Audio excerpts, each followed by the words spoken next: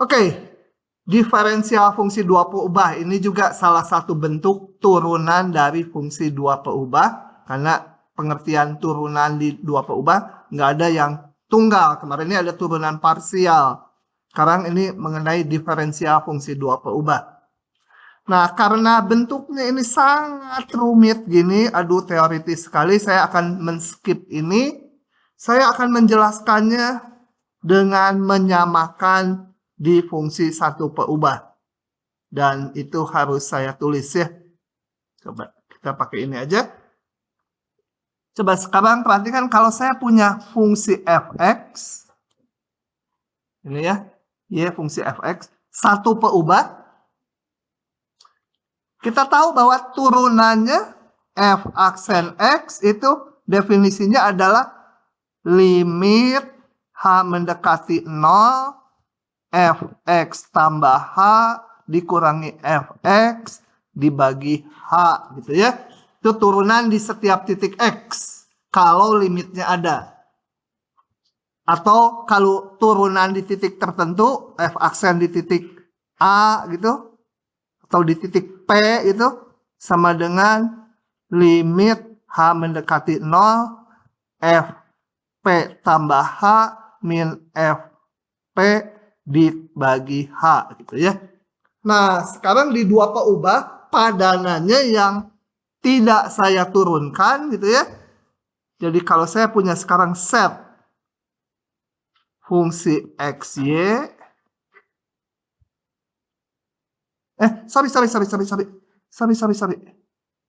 Dari sini saya mau cerita dulu. Kita udah belajar uraian Taylor ya, deret Taylor atau polinom Taylor. Maka fx kalau syarat-syaratnya dipenuhi ya, punya turunan terus menerus dan sebagainya, itu bisa kita tuliskan sebagai fp ditambah f aksen p kali x min p itu ya. Ini saya tambahkan per 1 faktorial ditambah kemudian yang pangkatnya 2 ya. Ya orde saya sebut aja ini. Ya udah sisanya yang pangkat 2 lah ya. Nah, sekarang baru di dua peubah.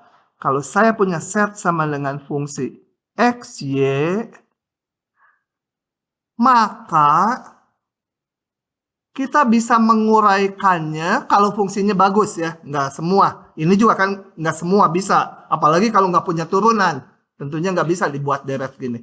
Ini kalau fungsinya bagus, itu bisa kita uraikan menjadi bentuk ini.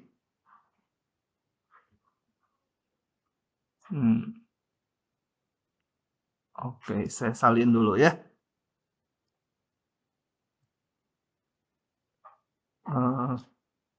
Supaya sama, saya ubah sedikit yang tadi.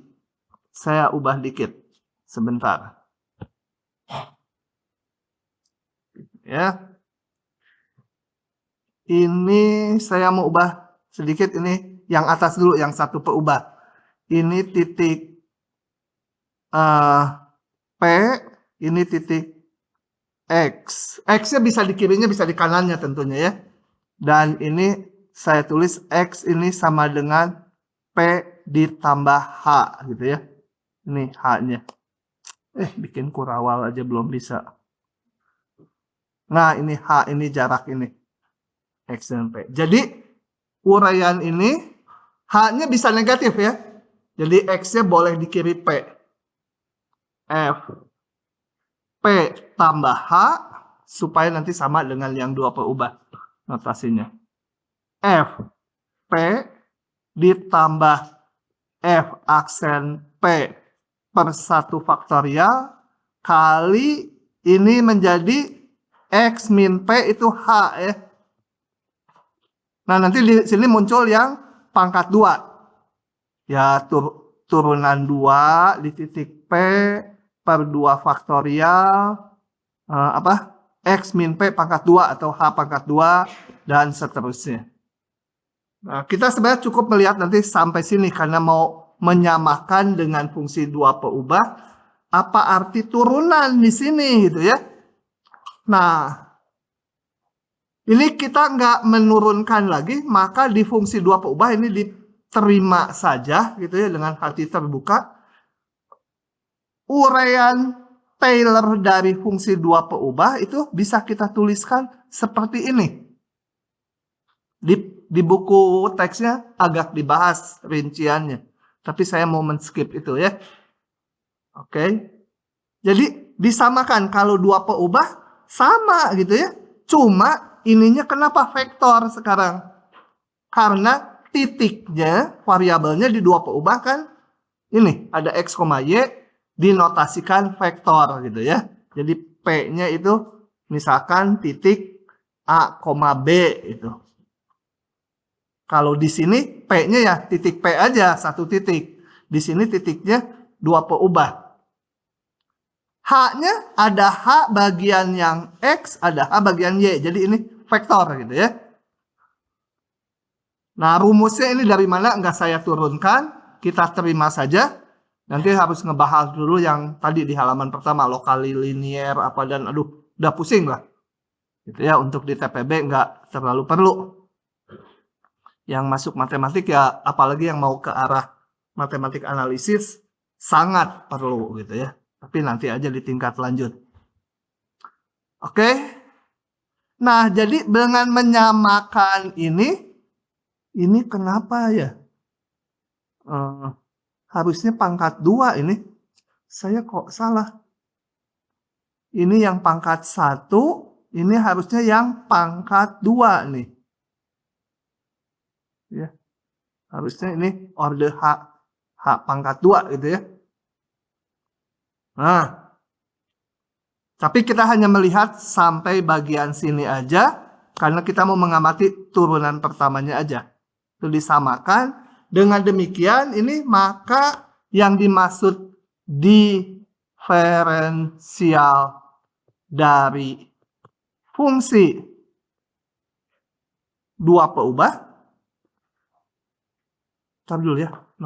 Istilahnya bener nggak ya? Karena di belakang ada diferensial juga.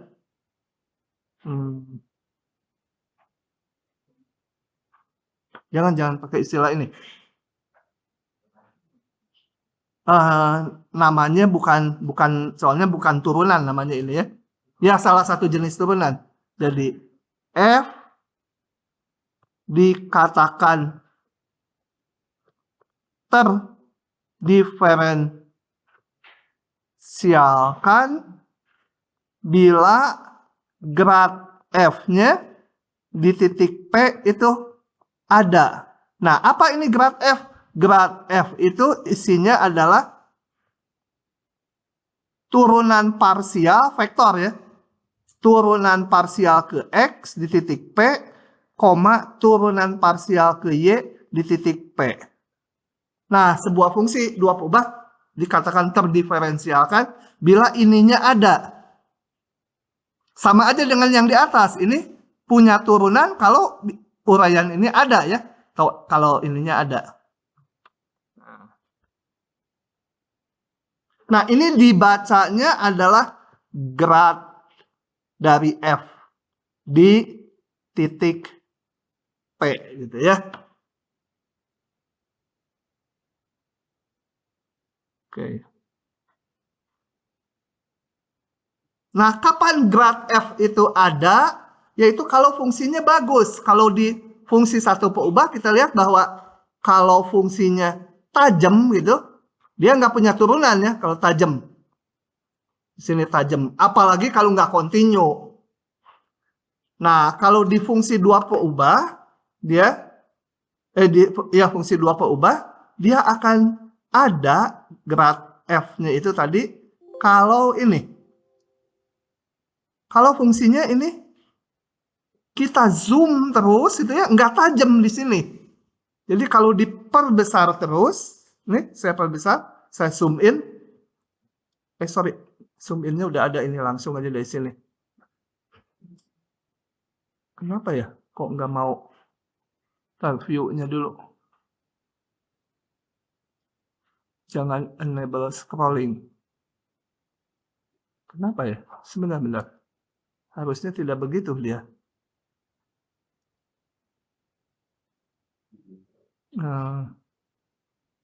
Single page preview. Nah, ini kalau saya zoom in di sini, dia nggak menjadi tajam gitu ya.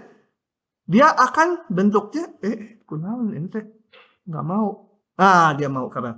Oke. Jadi kalau saya skalanya perkecil nih, saya masuk ke melihatnya di zoom gitu. Ini lama-lama ini menyerupai menjadi di titik itu menyerupai kayak bidang datar gitu ya. Sebenarnya masih melengkung gitu ya. Tapi kelihatan seperti bidang datar gitu. Mendekati bidang datar. Kalau yang nggak punya turunan, yang nggak terdiferensialkan, itu kondisinya bisa tajam atau tidak kontinu. Kalau tidak kontinu mah udah nggak terdiferensialkan. Nah ini contohnya saya perlihatkan. Kalau nggak kontinu mah gampang lah ya, nanti berlubang atau apa, atau nilai fungsinya nggak ada di situ. Nah ini saya lihatkan yang padanannya dengan di fungsi satu peubah yang tajam. Ini kayak atap gitu, tajam ya. Ini kalau di zoom in, dia nggak kayak bidang. Nah ininya tajam gitu di sini nih. Nggak kayak satu bidang datar. Nah yang seperti ini tidak terdiferensialkan ya. Oke. Ini linear lokal nggak saya bahas tadi ya, yang definisi di sini nih, yang arti linear lokal ini. Kalau linear lokalnya dipenuhi, baru nanti ini bisa ada, ya. Jadi mengingat-ingatnya yang penting di sini kalau terdiferensialkan, dia di titik itu nggak boleh tajam. Sama dengan satu peubah, cuma tajamnya bukan garis gini ya, tapi kurva tapi tajam. Bisa aja melengkung gitu, tajam. Ya. Permukaan. Atau nggak kontinu. Oke, ini nanti hanya akan dipakai aja, nggak akan keluar soal tersendiri, bisa terdiferensialkan. Tapi ini nih, bagian ini akan dipakai untuk ke pasal berikutnya, karena ini penting. Ya. Oke. Saya persingkat itu yang ceritanya kalau rinci dari sini bisa-bisa makan setengah jam lebih. Nah, sifat-sifatnya. Ini grad ini ya, bacanya grad ya. Vektor gradien tapi dibacanya grad. Grad dari F di titik X, Y sembarang. Itu sifat-sifatnya sama aja dengan kayak turunan biasa. Kayak turunan dari F tambah G sama turunan F tambah turunan G. Ini sama. Grad dari F tambah G sama dengan grad F tambah grad G. Grad konstanta kali fungsi F, konstantanya bisa keluar. Jadi nggak usah diapalin karena sama dengan fungsi satu peubah. Cuma fungsi satu peubah ya harus hafal. Kalau yang satu peubah nggak hafal ya ini juga nggak tahu. Gitu. Perkalian sama. Kalau di satu peubah F kali G itu F aksen G tambah FG aksen. Ya ini grad ya. Grad F kali G tambah F kali grad G. Rumus-rumusnya ya. Nah, kemudian ada satu sifat ini juga jarang dipakai. Bila turunan parsial ke X dan ke Y-nya kontinu di sekitar titik yang kita amati, ini titik P-nya, maka pasti terdiferensialkan.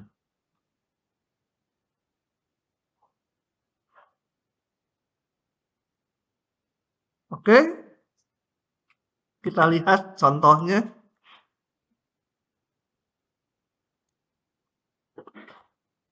Mau disalin dulu? Ini mau disalin dulu karena nggak ada di diktat. Sedikit aja kalau terdiferensialkan sekelumit aja. Karena hanya dipakai nanti gradnya aja. Oke, ini saya ambil. Contoh sederhana saja. Aduh.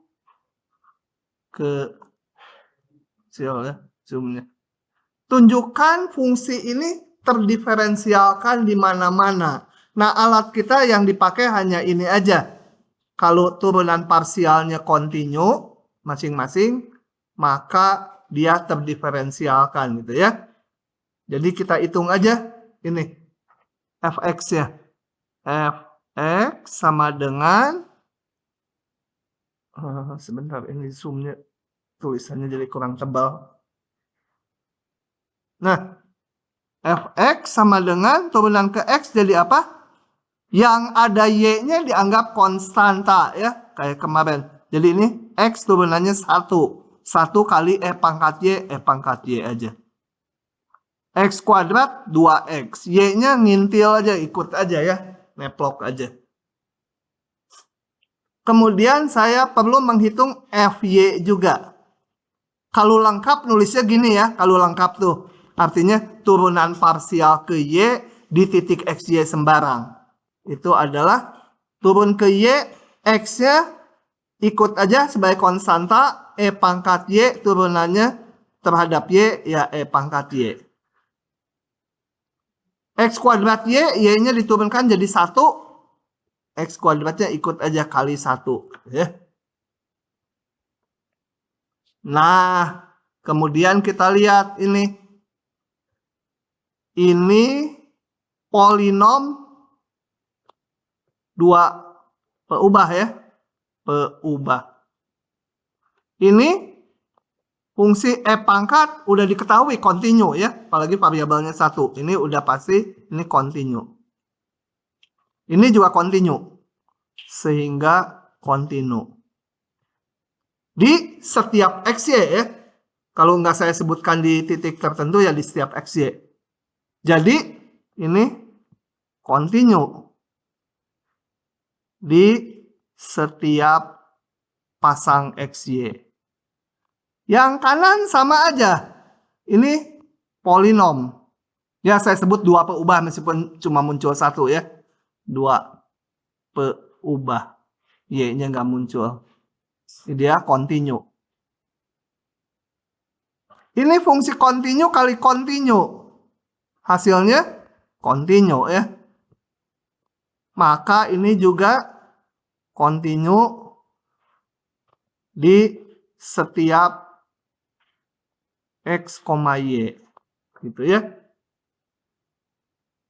Nah, tadi kata teoremanya kalau fx-nya kontinu, fy-nya kontinu, maka dia terdiferensialkan di titik x, y. Ini berlaku di semua titik. Jadi, langsung aja simbolnya. fxy apa?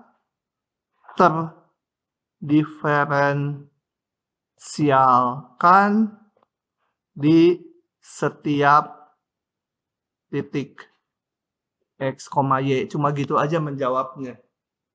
Gitu ya. Oke. Kelihatannya pada nggak percaya. Clara teh kamu ya?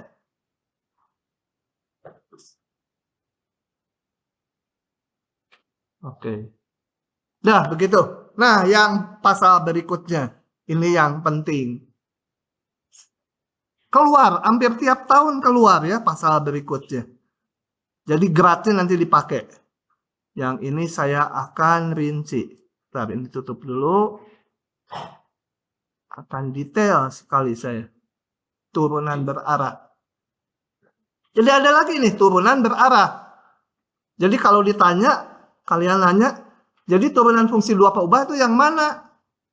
Ya nggak ada spesifik satu. Ada turunan parsial, ada keterdiferensialan, ada turunan berarah. Gitu ya. Gitu. Nah, sebelum membahas konsepnya, coba kita lihat. Ini animasi ini. Mana nggak keluar dia? Kita tunggu sebentar. Oke. Nah, ini yang saya gambarkan yang berupa bidang miring ini abu-abu. itu menggambarkan sebuah jalan yang menanjak gitu ya. Kalian sih lahirnya sekarang gitu ya. Kalau lahirnya agak mungkin 15 tahun yang lalu atau 10 tahun yang lalu, itu kalau kita berangkat dari Bandung ke Garut itu melewati area yang namanya area Nagrek ya. Ada jalan-jalan Nagrek. Nah, kalau sekarang itu jalan Nagrek itu dibuat melingkar, agak melingkar sehingga nggak terlalu nanjak, nggak terlalu curam. Kalau dulu nggak ada, curam sekali jalannya. 30 derajat ada tuh nanjaknya, mungkin lebih. Sehingga kalau pas, kalau yang dari atas ke bawah sih nggak apa-apa ya. Tapi yang dari bawah ke atas itu berat gitu. Perhatikan kalau seorang supir truk, kalau dia jalan di yang menanjak sekali, dia jalannya suka kayak gini nih. Luar leor dia. Kayak ular gitu, luar leor. Jadi kalau kita ada di belakangnya, ini mobil kita di belakang, mau nyusul ke sini, dia halangin. Saya ambil mau kirinya, dia halangin lagi gitu ya.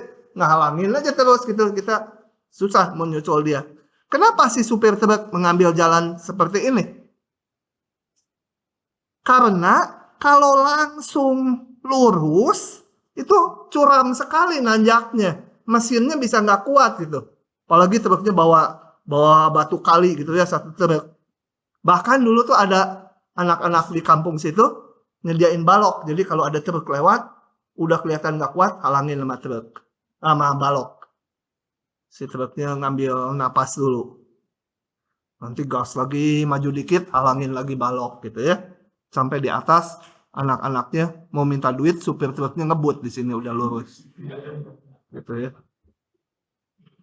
Jadi tujuannya dia miring ke sini supaya nggak terlalu curam. Bahkan kalau si supirnya miringnya ke sini, dia nggak nanjak kan? Meskipun jalan nanjak, dia jalannya ke sini aja. Nanti sedikit aja di sini baru ngebelok dikit. Hampir datar lagi gitu ya. Tiap kali hampir datar lagi. Ya, kepandaian si supir aja seberapa banyak siksaknya gitu ya. Apalagi kalau geraknya ke sini gitu ya. Kalau mesinnya nggak kuat, digas bukannya maju, malah mundur. Gitu. Nah, jadi kita lihat bahwa pada bidang aja, apalagi nanti di permukaan, kalau kita bergerak, ini tergantung arahnya. Kalau arahnya langsung ke atas, ya curam sekali. Kalau kita agak ke pinggir, nanti ngebelok ke pinggir kayak ini, nah itu kecuramannya bisa dikurangi, mesin truknya kuat gitu mungkin ya. Oke, nah kita akan menghitung nanti ada sebuah permukaan ke arah mana gitu kecuramannya, misalkan bernilai 3. Atau ke arah mana kecuramannya paling tinggi atau paling rendah gitu ya. Nah itu tujuannya turunan berarah. Enggak, turunan itu kan menunjukkan tanjakan garis singgung atau laju perubahan gitu ya, macam-macam. Interpretasi tergantung masalah fisiknya. Oke, itu tujuannya. Nah, sekarang saya lihatkan animasi yang lain sebelum membahas konsepnya. Oke. Yang kedua ini, bayangkan yang kotak-kotak warna mirip baju saya gitu ya. Kotak-kotaknya. Bagus mana? Oh, bagus ini dong. Garisnya ada yang tebal, ada yang tipis. Ini garis ketebalannya seragam. Nah, ini bayangkan ini kita berada di lereng gunung. Nih ada di sini nih saya. Yang kalau diturunkan koordinatnya ini ya berada di titik P gitu ya. Oke. Nah, ini di lereng gunung. Kemudian si Alif aja sebutnya, si Alif ada di lereng gunung. Kenapa si Alif? Karena nanti di soalnya juga si Alif nih kalau nggak salah. Oh, si Alif betul. Hah? Si Alif. Oke. Nah, si Alif ada di lereng gunung. Kemudian dia bergerak. dia bergerak dari titik ini bisa menurun, bisa naik. Nah, itu tergantung apa? Tergantung arah geraknya. Maka di sini diberikan sebuah vektor. Di sini nih. Di koordinat XY-nya. Vektor arah. Ya. Nah, dia katakan bergerak pada arah ngikuti ini. Jadi, caranya ini dari sini saya bikin bidang datar ke sini.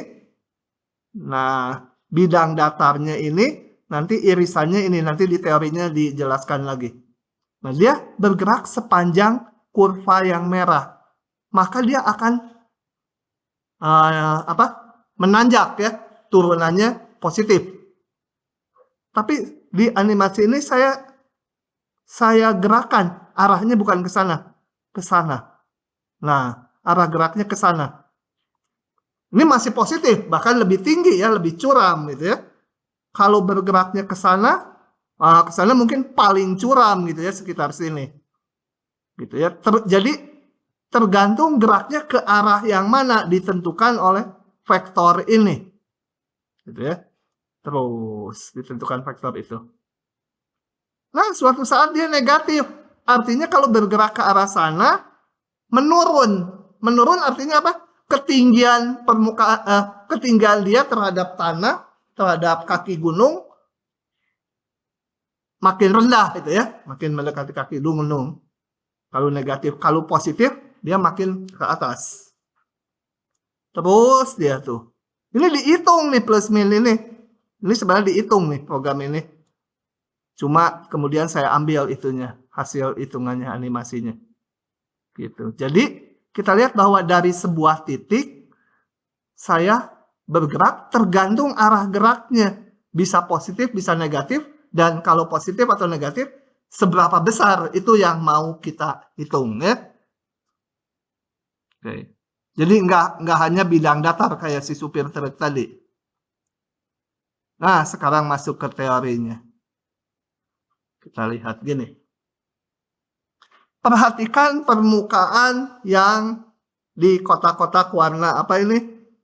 Biru atau abu-abu muda atau biru muda. Ya.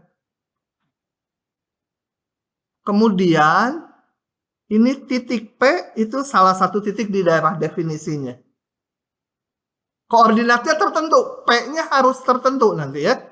Tentunya kayak si Alif tadi di lereng gunung ya, koordinatnya harus tertentu. Baru bisa dihitung nanti tanjakan dia kalau bergerak ke arah tertentu. Oke. Kemudian diberikan vektor U ini. Vektor U. Harus vektor satuan. Kalau nggak diskalakan ke satuan, nanti angkanya nggak tunggal hasil turunan itu ya, tanjakannya itu. Vektor satuan. Nah, dari sini saya bikin bidang tegak yang ditentukan oleh vektor ini dan garis tegak ini yang menghubungkan P dengan nilai fungsinya. Dibuatlah bidang. Tentu saja karena ini ditarik tegak dan ini berada di bidang XY, maka bidang yang kuning itu akan sejajar dengan sumbu set ya. Gitu? Nah, irisannya kita lihat irisan antara yang kuning dengan yang kotak-kotak itu adalah sebuah kurva ini irisannya. Gitu? Lanjut. Nah, buat garis yang kuningnya dihapus ya. Kita perhatikan kurvanya aja. Nah, sekarang buat garis singgung di titik A, B. A, B, nilai fungsinya di titik ini dibuat garis singgung. Kita akan menghitung seberapa besar tanjakannya, laju perubahannya, gitu ya. Atau kalau kayak satu peubah, turunannya, gitu ya. Nah, tapi yang di sini pakai konsep gradien tadi nanti. Karena di dua peubah nggak bisa bilang turunannya, gitu ya. Nggak bisa. Karena turunannya ada macam-macam. Oke. Akan dihitung gradien atau tanjakan garis singgung tersebut. Ingat bahwa kurvanya bisa macam-macam tergantung vektor arahnya ya. Tadi ini. Vektor arahnya. Kalau arahnya yang lain ya kurvanya juga lain. Tapi semua kurvanya melalui titik ini. Oke. Muncullah ini. Bingungin kan? Saya akan crop ini, akan saya samakan dengan fungsi satu peubah supaya dapat intuisinya. Gini.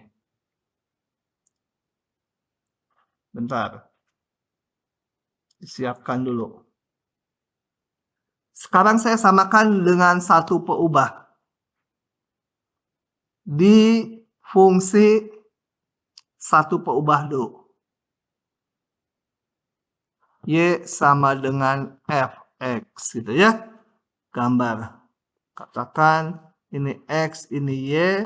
Kurvanya katakan seperti ini.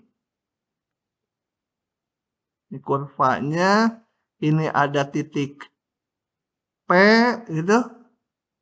Ini F di titik P. Maka saya punya kemiringan garis singgung di titik P. Itu adalah kemiringan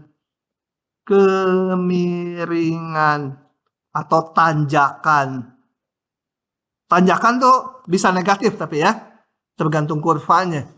Jangan diartikan tanjakan harus nanjak, harus naik, enggak. Tanjakan atau laju perubahan apa? Perubahan fungsi di titik P. Ini udah di semester 1, yaitu F aksen P sama dengan saya nggak pakai F aksen supaya sama dengan yang bawah. df dx di titik P atau dy dx, dy dx, df dx sama aja ya. Adalah, boleh juga lah pakai dua-duanya tulis notasinya, adalah limit H mendekati 0 dari f P ditambah H min f P dibagi H gitu ya, definisi turunan. Nah, sekarang kalau kita kembalikan ke sini, sebentar, saya perlu crop gambarnya. Rada susah jelasin ini teh. Ngomongnya juga rada belepotan. Ya, begitulah susah. Apalagi waktu SD bahasa Indonesia biasanya dikasih nilai 5 gitu ya. Jadi bahasanya kurang bagus. Oke. Nah, padanan dengan ini ke atas sedikit supaya kelihatan. Padanannya dengan ini kita lihat sekarang adalah turunan F pada arah U. Kalau yang atas hanya pada arah X aja satu dimensi. Ini padanannya pada arah U ini. DF, DU di titik P gitu ya. Atau notasinya boleh ini. Boleh ini. Tapi isinya mirip dengan ini. Cuma karena sekarang dua peubah, ininya ditentukan. Ini titik P-nya sama. Tapi ininya kalau H, ya H-nya hanya pada arah X aja di sini. Kalau ini H dikalikan arah U gitu ya. Min FP dibagi H gitu. Jadi mirip ya, mirip. Cuma karena dua peubah, saya pakai notasinya vektor A, B-nya. Kemudian U-nya juga vektor. Ada komponennya 2 ya. Komponen X dan Y-nya. Jadi ininya H kali komponen 1, H kali komponen 2. Nah, ini dinamakan turunan berarah dari fungsi set di titik P pada arah U. Ngitungnya ini susah ini. Ngitungnya susah. Biasanya nggak pakai itu ngitungnya. Rasanya saya belum pernah ngerjain juga ngitungnya pakai ini. Nanti ada rumusnya. Oke ya. Jadi, tapi intinya mirip kan? Mirip ya. Kayak turunan fungsi satu peubah, ini di dua peubah, turunan berarah tuh hanya bedanya arahnya ada arah U di sini. Jadi H kali U. Kalau ini mah arahnya ya H kali 1 aja. Karena arahnya ya satu dimensi gitu ya. Gitu ya. Kalau ini arahnya bisa macam-macam. Oke. Balik lagi ke sini. Nah, ini dinamakan turunan berarah. Ngitungnya biasanya nggak pakai ini.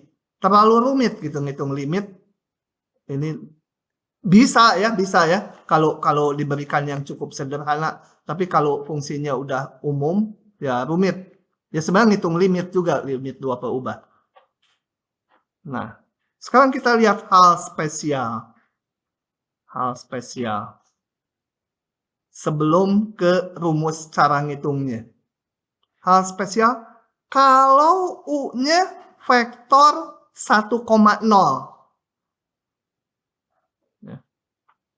Kita lihat, kalau U-nya vektor 1,0, saya akan zoom. Ini. Terus, kok nggak bisa digeser? Nah, semaksimum mungkin. Jadi, kalau vektor 1,0 mana ini? Kok jadi merah?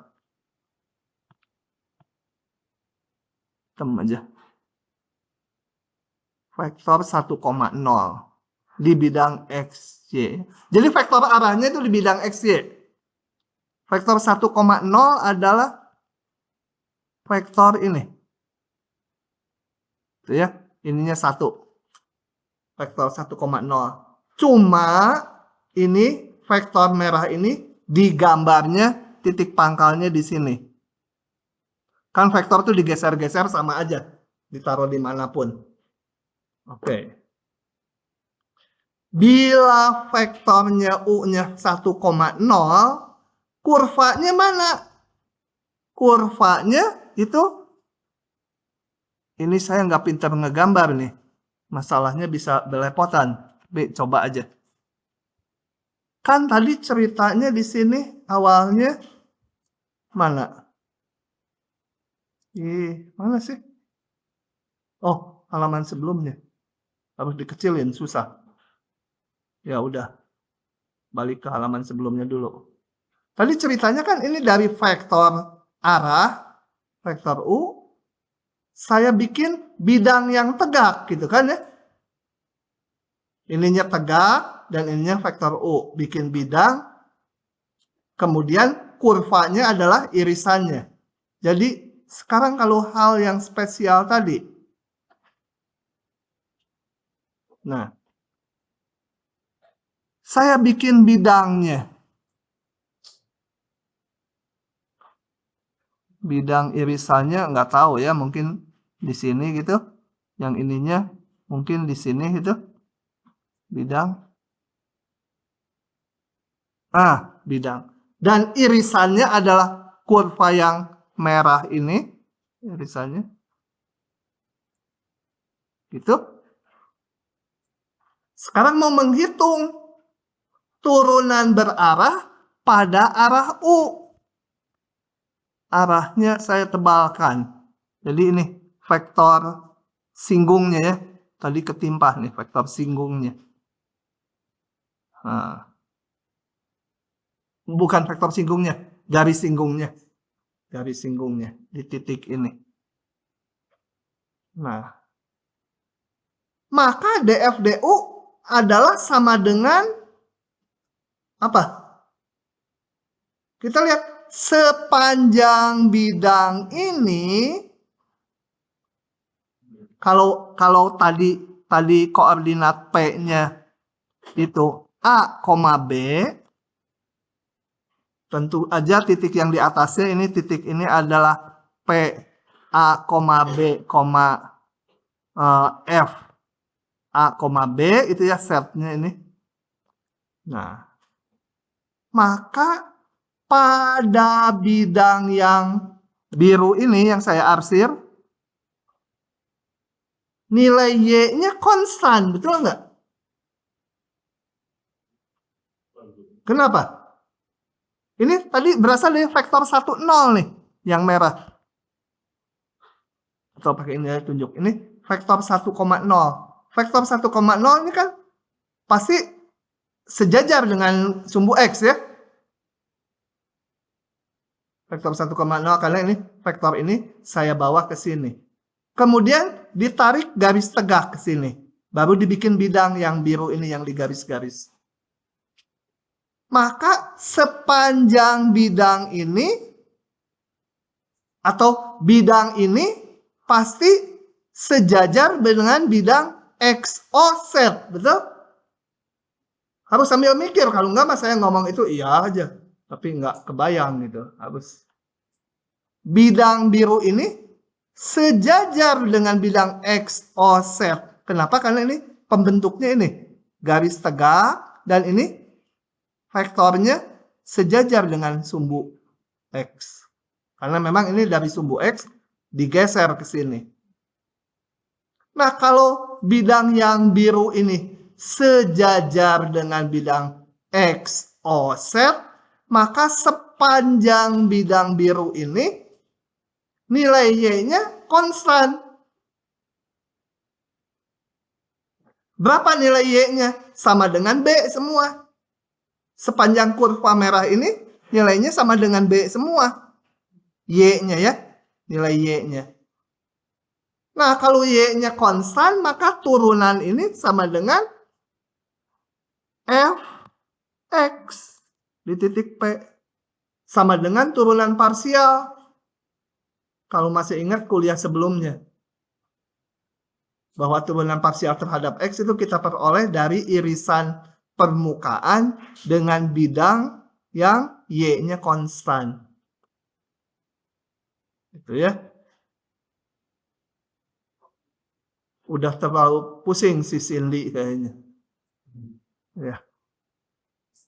Kalau yang kemarin nggak tahu turunan parsial lupa, ya rada susah ini. Makanya harus dipelajari dengan teratur. Cilaka. Oke ya. Jadi kalau vektor arahnya 1,0, do F do U itu sama dengan turunan parsial terhadap X. Dan ini bisa kita hitung. Udah tahu cara ngitungnya. Berikutnya. Nanti kan saya bukan di satu. Kalau misalnya yang nomor 1, turunannya jadi F. Nah, ini yang ini. Nah, jadi si Jaki udah tahu, tanya dia gitu ya. Ya. Kalau 01 vektor arahnya ini 01 sebenarnya di sini nih ya. Tapi digeser ke sini. Ini sejajar dengan sumbu Y. Terus bikin bidang ini tegak, ini ke sini. Maka bidangnya ini sejajar dengan bidang YOZ. Atau X-nya konstan. Di kurva merah ini nanti X-nya konstan. Jadi turunan berarah ini sama dengan do F do Y. X-nya nggak berperan. Ya. Tapi kalau U-nya sembarang arah, gimana? Ya harus dihitung. Boleh pakai limit ini, tidak dianjurkan, atau pakai rumus yang langsung nggak diturunkan lagi. Ini ngitungnya. Rumus ini diterima aja dengan hati yang gembira ya. Nggak direkam lagi. Jadi untuk menghitung turunan berarah, kita nggak usah pakai ngitung limit ini. Ngitung limit itu susah gitu ya. Apalagi divariasi, bukan limit fungsi ini. Fungsi kurangi fungsi bagi H. Nah untuk ngitung ini, sudah diturunkan rumus. Cara ngitungnya pakai ini. Dimana grad F itu apa? Grad F di titik P itu isinya adalah vektor turunan ke X. Tadi yang di halaman waktu keterdiferensialan. Dihitung di titik P. Turunan parsial terhadap Y. Dihitung di titik P. Dikalikan vektor U aja. Gampang jadinya. konsepnya rumit, tapi ngitungnya gampang. Jadi aja ini gampang, cocok untuk ujian. Nah, kita lihat soal-soalnya. Nggak kebayang kan? Nah, soal-soalnya masih sederhana. Silakan, nggak ada jawabannya. Kepaksa nulis saya nih satu-satu. Waktu kita 30 menit, 35 menit cukuplah. 35 menit 4 soal.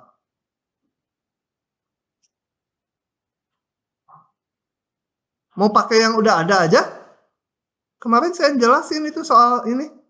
Tuh. Udah ada jawabannya, tapi kita tulis lagi aja supaya lebih paham.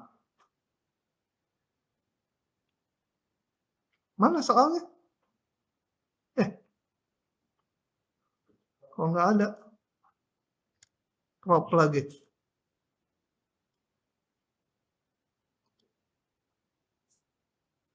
Nah, coba kita lihat soal ini. Misalkan diberikan fungsi 2 keubah, set atau fxy sama dengan ini. Tentukan do f do u, notasinya boleh ini, boleh juga yang ini ya, notasinya ada 2 ya. Sama aja. Tentukan do f do u di titik 2,-1.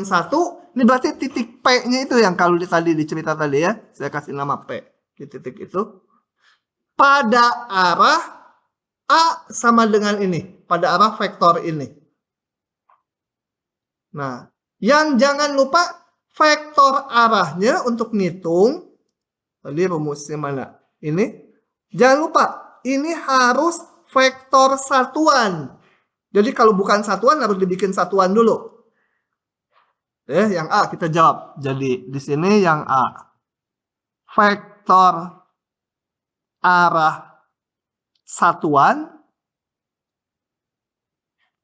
dari A, saya sebut hasilnya vektor U gitu ya, sama dengan A dibagi panjangnya supaya jadi vektor satuan. Vektor A itu isinya 4,3 dibagi akar 4 kuadrat ditambah 3 kuadrat. Bawahnya 25, keluar akar jadi 5. Jadi masing-masing dibagi 5 ya. Ini kenapa ikut-ikutan ya? Ini mamos. Tuh, harusnya nggak ikut-ikutan dia.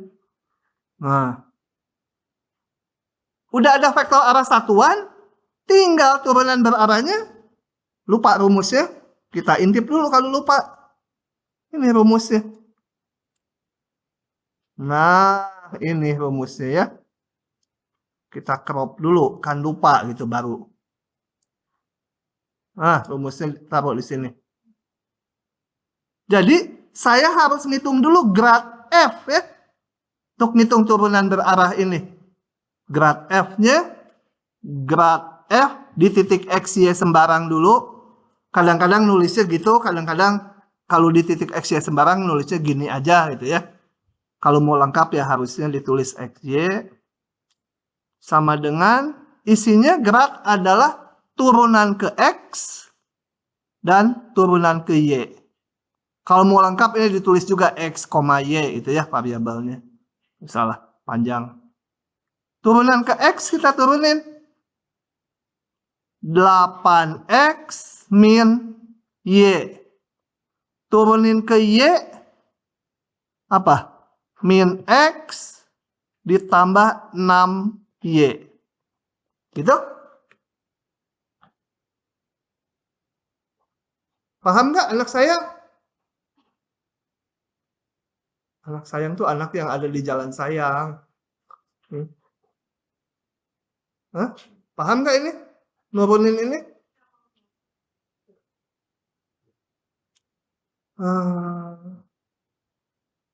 Oke. Setelah itu, saya harus ngitung grad F-nya di titik yang ditanyakan ya, di titik P.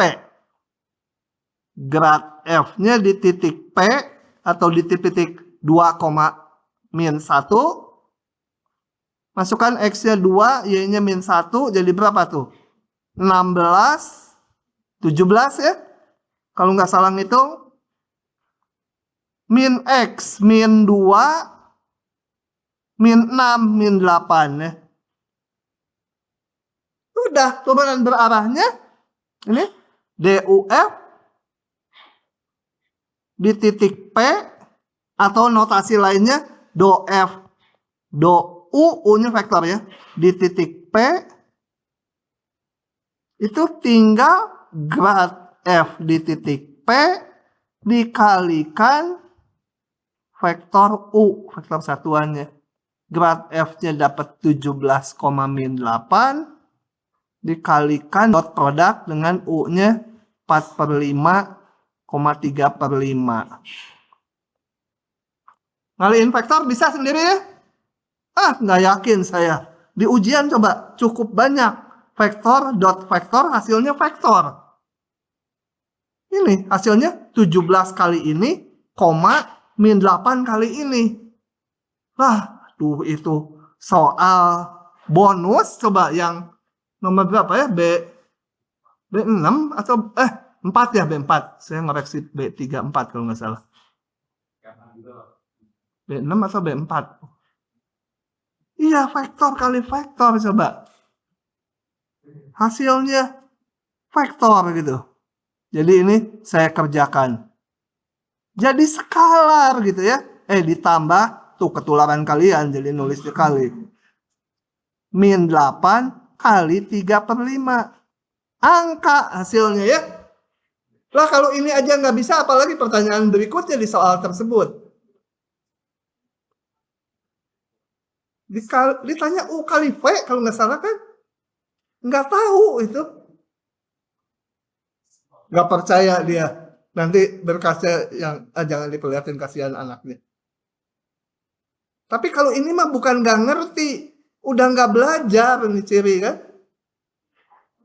Nggak belajar, ini definisi vektor kali vektor.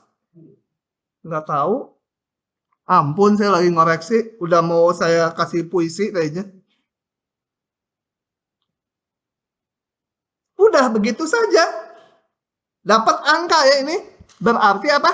Kalau ini F menyatakan tingginya permukaan gunung di setiap titik XY, dan seseorang berada di koordinat, kalau di bawah itu X-nya 2, Y-nya min 1, setnya tentunya dihitung nilai fungsinya supaya ada di lerengnya. Nah, bergerak pada arah ini, arahnya tapi harus yang satuan, jadi bergerak pada arah ini, dia akan mengalami tanjakan sebesar ini. Bisa negatif, bisa positif ya. Gitu. Oke. Yang B. Yang B. Saya salin lagi soalnya karena kalau di scroll nggak kelihatan. Gampang kan? Ngitungnya mah gampang. Nah. Saya gambar sekarang gini untuk menjawab yang B. Fungsinya sama, diberikan fungsi ini, tentukan turunan berarah dari F di titik 2, min 1. Ini yang digambar yang di bawahnya aja ya, di kaki gunungnya gitu. 2, min 1. 2, min 1. Ini titik P, 2, min 1. Yang ini jangan dibaca lagi, kita bahas yang B. Pada arah menuju 5,3. 5,3. 3, 4, 5. 5,3. 1, 2, 3. 5,3. Sebutlah Q gitu ya. 5,3. Nah, pada arah menuju 5,3. Jadi vektor arahnya mana? Ini. Berada di titik P menuju sini. Ini vektor arahnya. Jadi untuk soal yang B sama aja dengan yang A, cuma vektor arahnya harus dibikin dulu ya. Jadi ini sini vektor arahnya adalah dari titik P menuju titik Q gitu ya. Jadi vektor arahnya PQ. PQ adalah koordinat Q dikurangi koordinat P. 5 dikurangi P-nya tadi berapa? 2,-1. 2. 3 dikurangi -1 sama dengan berapa tuh? 3,4 gitu ya. Kembali jangan lupa kalau mau menghitung ini do F do U, kita bikin vektor arahnya. Vektor arah, ini baru vektor arah PQ itu. Vektor arah satuan dari PQ adalah, sebut aja vektor V itu ya, sama dengan 3,4 dibagi panjangnya. 3 kuadrat ditambah 4 kuadrat. 3/5,4/5. Gitu? Sini jangan mainan HP. Ntar disita loh, HP-nya bagus lagi. Ya ini saya udah pengen ganti HP, udah dari setahun lalu. Masalahnya udah terlalu banyak aplikasi sehingga takut mindahinnya ada yang hilang. Kontrol saya, kontrol rumah itu AC apa segala saya kontrol dari sini. Aduh, kalau nginstall lagi udah banyak yang lupa. Oke? Udah tahu V-nya? Ya udah, maka D, jangan U lagi ya, meskipun di soalnya namanya DUF. Di sini kita V ya. Kan vektor arahnya V. Di titik P atau sama aja do F. Saya lebih senang notasi ini, do V itu ya.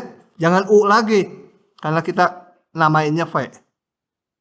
Tinggal grad F di titik P. Oh ya, grad F ini vektor tapi nggak usah dikasih panah gitu. Khusus grad itu kalau segitiga terbalik itu artinya pasti vektor. Di semua konsep matematik yang lain pun segitiga terbalik tuh hasilnya vektor. Sama dengan tadi kita kan udah hitung gradnya, nggak usah ngitung lagi. Gradnya mah sama aja. 17 min 8. V-nya sama dengan yang tadi ya. Hah? Oh, kebalik ininya ya. Memang sengaja bikin soalnya supaya gampang ngitungnya.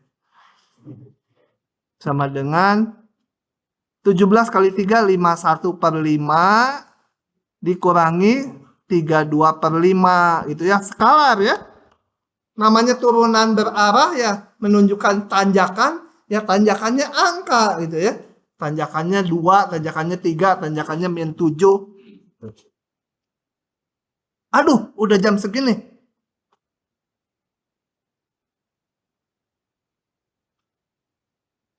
Oke, begitu. Saya lanjut ke soal nomor 2.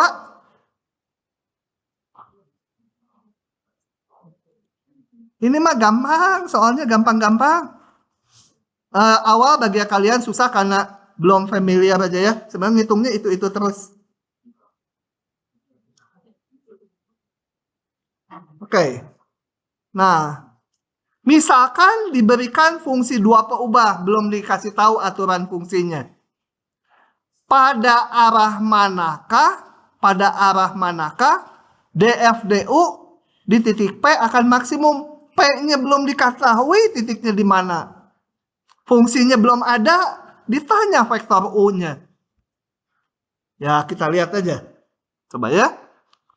Pada soal ini harus dicari vektor arah satuan U.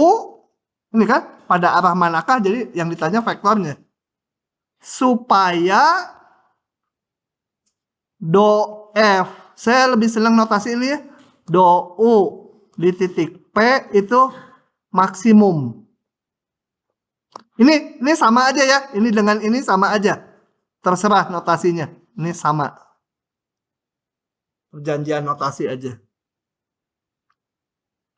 Nah, saya coba hitung. Do F, do U di titik P itu tadi rumusnya adalah grad F di titik P dikalikan vektor U ya. U-nya satuan ya. Supaya maksimum U-nya harus yang mana ya? Nggak bisa dari sini. Akalnya pakai rumus cosinus. Jadi apa? Panjang grad F dikali panjang U kali cos theta gitu ya. Theta sudut antara apa? Vektor grad F di titik P dengan vektor U. Vektor antara kedua ini ya, sudut antara kedua vektor. Oke? Kita mau ngapain? Kita mau mencari U-nya harus gimana gitu. Ini harus dicari vektor arah satuan U. Nah, ini saya bikin yang terakhir ini menjadi grad F di titik P kali cos theta aja gitu ya. Boleh nggak? Boleh lah, salah itu nggak teliti gitu ya. Boleh, kenapa? Nah, ini kan panjangnya 1 vektor satuan. Gitu ya. Nah, sekarang ini supaya maksimum bagaimana?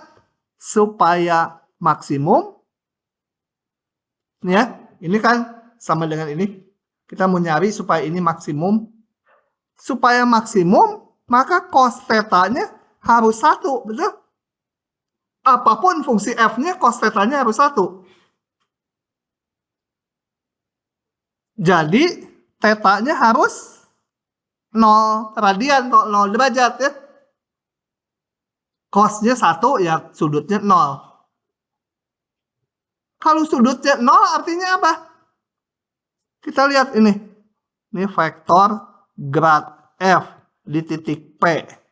Belum bisa dihitung karena titiknya nggak diketahui. Fungsinya nggak diketahui.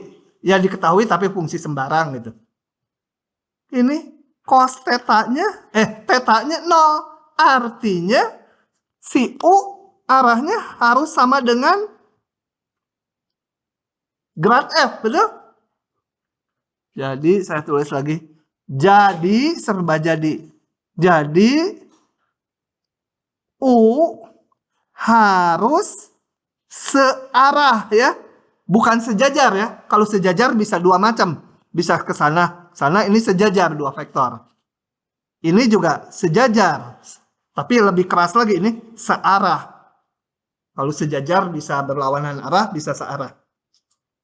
Ini harus searah. Bodoh. Searah dengan grad F di titik P. Nah, dengan demikian maka U-nya sama dengan tinggal grad F aja dibikin jadi vektor satuan, betul? Itu kan? Jadi U tuh tak lain adalah vektor satuan dari grad F. Supaya menjadi maksimum. Soal berikutnya. Nomor 3. Rada masuk akal, ada apa? Kondisinya rada real gitu ya. Kalau tadi kan fungsi doang. Kemana dia? Ngumpet di sini. Oke, ini ceritanya kita punya sebuah keping dan saya kasih koordinat kepingnya. Ada keping tipis, jadi 2 dimensi aja ya. Ya, sumbu X, Y. Ada sebuah keping tipis, ketebalannya diabaikan, sehingga kita masalahnya 2 dimensi aja. Nah, sebuah keping temperaturnya di titik X, Y, kata ini ada titik X, Y, temperaturnya di sini adalah sebesar ini. Gitu ya. Jadi kalau X-nya 4,3, ya hitung aja masukin ke sini temperaturnya. Jadi jelas titik-titik di keping ini ada yang lebih panas, ada yang lebih dingin gitu ya. Temperaturnya ada yang lebih besar, ada yang lebih kecil. Nah, seekor kutu berada di posisi 1,2. 1,2. Ini kutu di titik P, saya namakan di titik P gitu ya. 1,2. Pada arah manakah dia harus bergerak? Jadi dia bisa bergerak macam-macam ya, bisa ke sana, bisa ke sana, bisa ke sana, bisa ke sana, bisa ke sana. Nah, dia kemana bergerak agar mengalami penurunan temperatur terbesar? Atau ini kalimat ini rada rancu ya. Saya ganti kalimatnya ini menjadi mengalami laju perubahan temperatur minimum. Milih gerak yang paling dingin ke sana gitu. Kalau ini kan perubahan temperatur terbesar, jadi mencari maksimum atau minimum gitu kan. Rada rancu.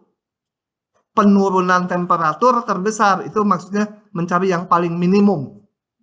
Temperaturnya menurun paling besar gitu ya.